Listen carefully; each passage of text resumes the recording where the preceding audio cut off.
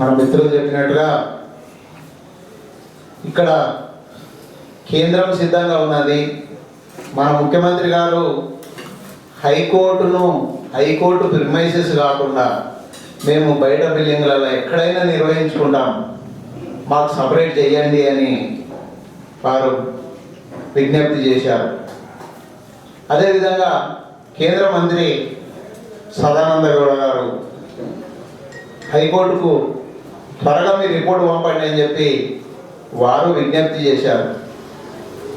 అదేవిధంగా high court divide already కేంద్రం చేసింది. మనకు 19 మంది జడ్జీలను అలాట్ చేయడం జరిగింది. అదేవిధంగా ఆంధ్ర రాష్ట్రానికి 30 మంది న్యాయమూర్తులతోని 30 బెంచులు వాళ్ళను ఏర్పాటు చేసుకోవడానికి అనుమతించింది. మరి ఇక్కడ సమస్య ఎక్కడున్నది? సమస్య అంతా తిరుగుతున్నది మన చీఫ్ జడ్జి గారి చుట్టే. వారి రిపోర్ట్ కోసమే ఈరోజు అందరూ వెయిట్ చేస్తున్నారు. అందరూ వెయిట్ చేస్తుంటే అందరినీ ఆయన పరీక్ష చేస్తున్నట్టుగా ఉన్నది. దీని వెనుక ఉన్నటువంటి కారణాలు ఇంతకుముందు మన మిత్రులు చెప్పినట్టుగా అక్కడ 2 నాయుళ్ళు, వాళ్ళ తరఫున ఉన్నటువంటి సుప్రీంకోర్టు జడ్జిల ఒత్తిళ్లు మన చీఫ్ జడ్జి గారి మీద పనిచేస్తూ ఉన్నాయి. పాపం మరి ఆయన కూడా ప్రమోషన్ కావాలన్నా, మంచి పేరు కావాలన్నా అనేది ఆయన నిర్ణయించుకోవాల్సినటువంటి అవసరం ఉన్నది. ఈరోజు ఎవరికి తెలియదు అని అనుకుంటుండొచ్చు. ప్రజాస్వామ్యంలో అన్నీ కూడా ట్రాన్స్పరెంట్గా జరగాల్సినటువంటి అవసరం ఉన్నది. ఈరోజు ఒక సీజే గారు వారి రిపోర్టును ఇవ్వకపోవడం వల్లనే న్యాయవాదులు ఈరోజు ప్రజల వద్దకు సమస్యను తీసుకొని రావాల్సినటువంటి అవసరం ఏర్పడ్డది. ఈరోజు తెలంగాణ జిల్లాలో మొత్తం కూడా మరి వర్క్ స్తంభించిపోయేటువంటి పరిస్థితి ఏర్పడుతుందంటే ఓన్లీ ప్రధాన కారణము మన యొక్క చీఫ్ జడ్జి గారని ఈ యొక్క పత్రికాముఖంగా మీ అందరికీ తెలియజేస్తున్నాం. డాక్టర్ గారు అందరికీ మందిస్తాడు, కానీ ఆయనకు నొప్పి వచ్చినప్పుడు మళ్ళీ ఏం చేయాలి అనేది రోజు మనం పేపర్లో చూస్తూనే ఉన్నాం. మా న్యాయవాదుల పరిస్థితి కూడా అదే విధంగా దాపురించింది. దీని వెనకాల మొత్తం తెలంగాణ ప్రజల అస్తిత్వం ఉన్నది. అన్ని వ్యవస్థల కంటే న్యాయ వ్యవస్థ ఉత్తమమైంది. ఎవరికి బాధలు వచ్చినా న్యాయ వ్యవస్థను జరుపుకుంటారు.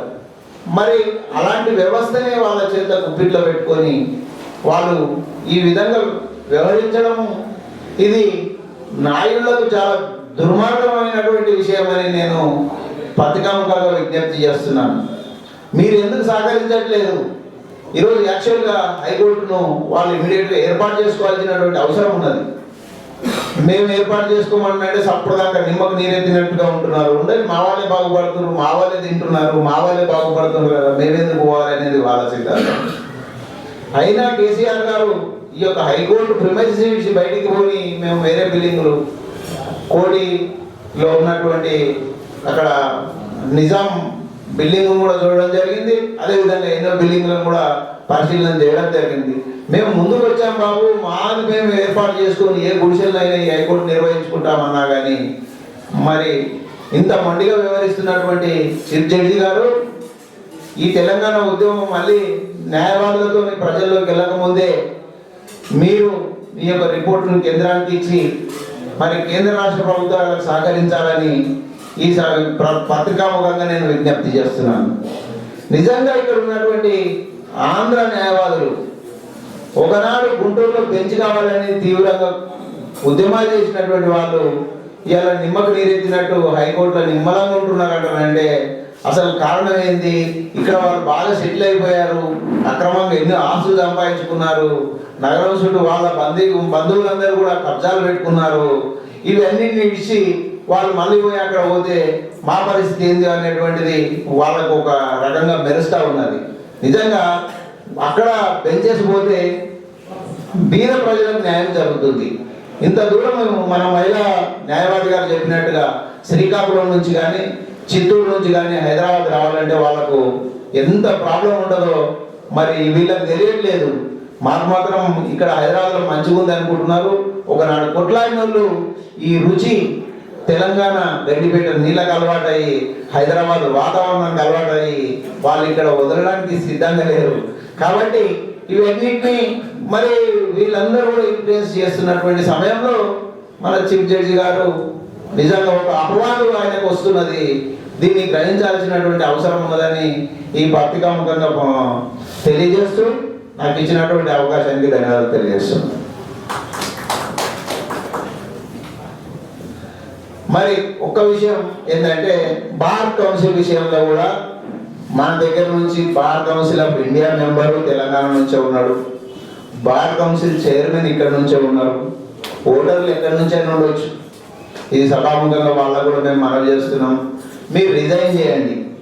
తెలంగాణ న్యాయవాదులు ఈ రోజు ఆంధ్రప్రదేశ్ బార్ కౌన్సిల్ పేరు మీద రిజిస్ట్రేషన్ చేసుకోవాల్సి వస్తున్నది. ఆత్మాభిమానం అంటున్నాము, మరి ఇలా లేదా ఆత్మాభిమానం? వీళ్ళు తృణప్రాయంగా ఈ పోస్టులకు రిజైన్ చేయొచ్చు కదా. తెలంగాణ కూడా మిమ్మల్ని పెడతాం కదా. బార్ కౌన్సిల్ మీరు ఒక మాట ఉన్న వాళ్ళతో అనొచ్చు, అయ్యా మరి మాకు తెలంగాణ బార్ కౌన్సిల్ చైర్మన్ కూడా మాకు ఇవ్వండి. మరి ఎలాగో తెలంగాణ నుంచి ఒక బార్ కౌన్సిల్ నుంచి మెంబరు ఇండియాకు ఉండనే ఉంటాడు, సుప్రీంకోర్టుకు ఆయనే పంపించవచ్చు. మరి ఈ విషయంలో వాళ్ళు కూడా పెద్ద మనసుతో ముందుకు వచ్చి మా సోదరుడు చెప్పినట్టు బిల్లు పాస్ కావట్లేదు కాదు. ఈరోజు స్వయంగా నరసింహారెడ్డి గారే పదవీ కాంక్షతోని ఈ యొక్క బార్ కౌన్సిల్ డివిజన్ కావాలన్నప్పుడు ఆయన సుప్రీంకోర్టులో కేసేసి ఇది హైకోర్టు డివైడ్ అయిందాక కావద్దు అని చెప్పి ఆర్డర్ తెచ్చాడు. ఇది చాలా దురదృష్టకరమైనటువంటి విషయం. తెలంగాణ ఆత్మగౌరవం అని ఇంతమంది న్యాయవాదులను వారు తాకట్టు పెట్టినట్టే ఉన్నది ఈ విషయంలో.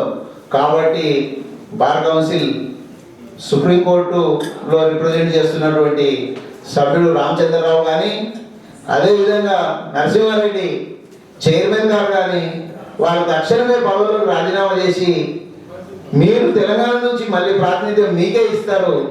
ఈ విషయంలో మీరు ఎలాంటి అనుమానం పెట్టుకోకుండా ముందు బార్ కౌన్సిల్ డివైడ్ కావడానికి కూడా సహకరించాలని మరి వారికి నేను ఈ సభ పత్రికాముఖంగా నేను మనవి చేస్తున్నాను. ఎందుకంటానంటే కొట్లాడడం బాగానే ఉన్నది, మీరెందుకు మీ పదవి కాంక్షతోని దాన్ని డివైడ్ కాకుండా చూస్తున్నారు? సుప్రీంకోర్టులో కేసు వేసి స్టే తెచ్చుకోవాల్సినటువంటి అవసరం ఈ యొక్క చైర్మన్కి ఏమున్నది? వీటి వెనకాల మరి వాళ్ళకు కనిపించట్లేదా? దీన్ని పరిగణలోకి తీసుకొని నరసింహారెడ్డి గారు తక్షణమే చైర్మన్గా మీరు కొంత ఉమ్మడి రాష్ట్రానికి ఉంటే నేను పెద్దగా నన్ను ఎక్కువ మంది గుర్తిస్తారు అనుకుంటుండొచ్చు. చిన్నదానికి ఉన్న గుణవంతుడికి ఆ గుర్తింపు ఎక్కడ పోదు. చీమై చక్కెర పుక్కాలు అన్నారు ఏంగా తుంగ వేసేదానికంటే. కాబట్టి చిన్న స్టేట్కున్న నీవు గుణవంతుడిగా మిగిలాలి, తెలంగాణకు ఆదర్శంగా నిలవాలని ఈ సభాముఖంగా నేను మన బార్ కౌన్సిల్ చైర్మన్ గారికి కూడా విజ్ఞప్తి చేస్తున్నాను. జై తెలంగాణ. థ్యాంక్ యూ సదానందం గారు. మన రాష్ట్రం ఏర్పడిన తర్వాత మన తెలంగాణ పోరు బిడ్డలకు న్యాయవాదులకు కొందరికి పోస్టులు ఇచ్చారు హైకోర్టులో. హైకోర్టులో అయితే పోస్టులు ఇచ్చారు, కానీ అక్కడ టేబుల్ మీదకి వచ్చే ఫైల్ ఎవరు పెట్టాలి అంటే రిజిస్ట్రార్ పెట్టాలి. వాడు ఆంధ్రోడు కేసు టేబుల్ జడ్జి గారి బెంచ్ మీదకి ఫైల్ వస్తుంది, ఇక్కడ మాత్రం టేబుల్ మీద ఫైల్ పెట్టాడు. ఒకవేళ ఫైల్ పెట్టినే అనుకో మనోడు గట్టిగా అడిగితే ఫైల్లో అస్సలు కాయిదాలు ఉంటాయి. పైన జడ్జి అంటాడు, Andhra judge, what mister AGP GP what are you doing? మనోడు తెల్లమొహం వేస్తాడు. కింద ఒక ఆంధ్రోడు ఉంటాడు, బెంచ్ క్లర్క్ కిక్గా నవ్వుతాడు. అది అంటే మనల్ని హైకోర్టులో కూడా ఏ రకంగా ఇప్పుడు తెలంగాణ బిడ్డలకు ఏమి రాదు అంటే మేమే మోనార్కులము, మేమే అన్ని చెప్పగలము అని అవహేళన చేస్తున్నటువంటి పరిస్థితి. నిజంగా కూడా ఈరోజు మన బిడ్డలకు అవకాశం ఇస్తే ఆంధ్ర వాళ్ళే కాదు వాళ్ళ తాతగా అప్రూవ్మెంట్ చెప్పే అనర్గళమైన కెపాసిటీ ఉంది. అనంతమైన తెలివితేటలు ఉన్నాయి, ఈ రకంగా సతాయిస్తున్నారు. కాబట్టి హైకోర్టు విభజన జరగకపోతే చాలా ప్రమాదకరం. ఇప్పుడు మిత్రులు మన వహీద్ అహ్మద్ గారు వారి యొక్క విలువైన సందేశం అంతా విజ్ఞప్తిస్తారు.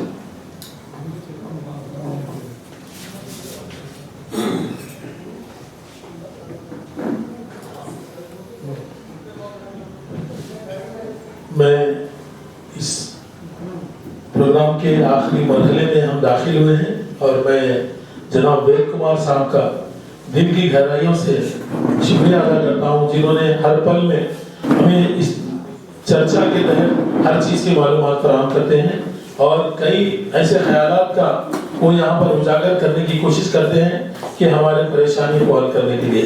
मगर वेद कुमार साहब थोड़े यहाँ पर बाद लोगों को तेलुगु वालों को उर्दू नहीं आती, जिसकी वजह से हमारे मसाइल को समझने में तकलीफ होती है। मैंने इससे पहले भी बात किया था कि हमने स्टेट के बाइफर्केशन के लिए जो जदोजहद की थी, आज हमें वो स्टेट तो मिला, लेकिन अब सिर्फ हाई कोर्ट का मसला है। हमने स्टेट हासिल किया है तो हाई कोर्ट तो ज़्यादा टाइम नहीं लगेगा। इंशाल्लाह कल से हम लोग पूरे एडवोकेट्स यूनाइटेड तरीके से पूरे तेलंगाना के 10 डिस्ट्रिक्ट के एडवोकेट्स पूरे हम लोग बाइकाट पे जा रहे हैं। और लेकिन जहाँ तक उसके अपॉइंटमेंट का जो मसला उठा है, वो अपॉइंटमेंट में जिस तरीके से 1956 के बाद जब आंध्रा को हमारे साथ मर्ज किया गया, उसके बाद से आज तक की जो अपॉइंटमेंट्स की गिरावट आई है, आज मुसलमान सिर्फ 2% है। और यहाँ तक कि ये मसला अब नया स्टेट कायम हुआ है जो हमें हैदराबाद रियासत की शक्ल की तरह, जैसे कि जिसको तेलंगाना का नाम दिया गया, इस स्टेट में भी जुडिशरी में बहुत सारी नाइंसाफियां हैं। अब एडिशनल पीपी हाई कोर्ट का तेलंगाना के लिए अपॉइंटमेंट अमल में आया, उसमें से एक भी मुसलमान को एडिशनल पीपी नहीं दिया गया था। लास्ट टाइम जबकि यूनाइटेड एपी था, 4% मुस्लिम रिजर्वेशन का मसला था तो एक मुस्लिम एडिशनल पीपी था, लेकिन आज जबकि 12 की बात की जा रही है तो एक भी एडिशनल पीपी मुस्लिम नहीं है, क्योंकि मुस्लिम एडवोकेट्स भी बहुत सारी कुर्बानियां दी है। इस जदोजहद में अगर हम साथ नहीं देते तो ये जदोजहद सक्सेस नहीं होती थी। हमने भी हमारे तमाम कोर्ट्स को बाइकाट किया, हम अपने आप को भी अरेस्ट कराए, आप खुद जानते हैं, आपके साथ भी हमने कई प्रोग्राम्स में शामिल रहे, लेकिन इस बात की भी आवाज उठनी जरूरी है। अब तेलंगाना अलग रियासत कायम होने के बाद भी अगर ये नाइंसाफी का सिलसिला जारी रहा तो ये जुल्म की इंतहा को जब सबर का पैमाना लबरेज होता है तो हम भी उसके खिलाफ एक नई जदोजहद शुरू कर सकते हैं, क्योंकि हम देख रहे हैं कि ये मसला अब एडिशनल पीपी में तो भी एक मुस्लिम को दिया जाता था जब यूनाइटेड एपी था, आज एक भी नहीं है, एक भी नहीं है। क्योंकि हम बार बार कह रहे हैं, बार बार इस पे तवज्जो दिला रहे हैं, न कोई इसके खिलाफ हमारी आवाज को सुनने वाला नहीं है। कम से कम आप जैसे सेकुलर लीडर्स के साथ, सेकुलर लोग के साथ इस जदोजहद को आगे बढ़ाएं तो मैं समझता हूं कि सबको इंसाफ मिलेगा, पूरी कम्युनिटियों को इंसाफ मिलेगा। और खुसूसन मैं कल की जो स्ट्राइक है, आप कभी भी मालूम कीजिए, क्योंकि मेरा ज्यादातर ताल्लुक हैदराबाद से है, जिसकी वजह से मैं नामपल्ली क्रिमिनल कोर्ट में प्रैक्टिस करता हूँ। आज भी मैं हमारी मीटिंग में था बार एसोसिएशन की। हम खाली बार एसोसिएशन के खाली एसोसिएशन है, उसके लिए अगर एसोसिएशन में हमको शामिल होना है तो हमें पहाड़ तोड़कर लाना पड़ेगा, क्योंकि एसोसिएशन में तक हमारे साथ नाइंसाफी है। जो एसोसिएशन एडवोकेट्स बनाते हैं उसमें तक एक भी आदमी को नहीं रखते हैं। ये है नामपल्ली क्रिमिनल कोर्ट ने, हमने लास्ट टाइम बड़े पैमाने पर इस पे एहतजाज किया था, जिसकी वजह से हमारे 2 मेंबर्स को एग्जीक्यूटिव मेंबर में जिताकर लाया गया। लेकिन रंगारेड्डी कोर्ट में नहीं है एक भी मुस्लिम, सिविल कोर्ट में एक भी मुस्लिम नहीं है, तो ये मसला हाई कोर्ट में भी नहीं है। एक इससे पहले आए थे, अब उसके बाद कोई नहीं है। तो इस चीज को भी, ये नाइंसाफी के खिलाफ भी हम सबको मिलकर आवाज उठानी चाहिए, क्योंकि सबकी आवाज अगर ऊंची हो, सबको बराबर का हिस्सा मिलेगा तो हमारी रियासत बराबर सुनहरा तेलंगाना हासिल करेगी। और सब मिलकर हम स्वर्ण तेलंगाना की बात कर रहे हैं तो इंशाल्लाह वो रियासत दूर नहीं है। हम सबको इस बारे में जरूर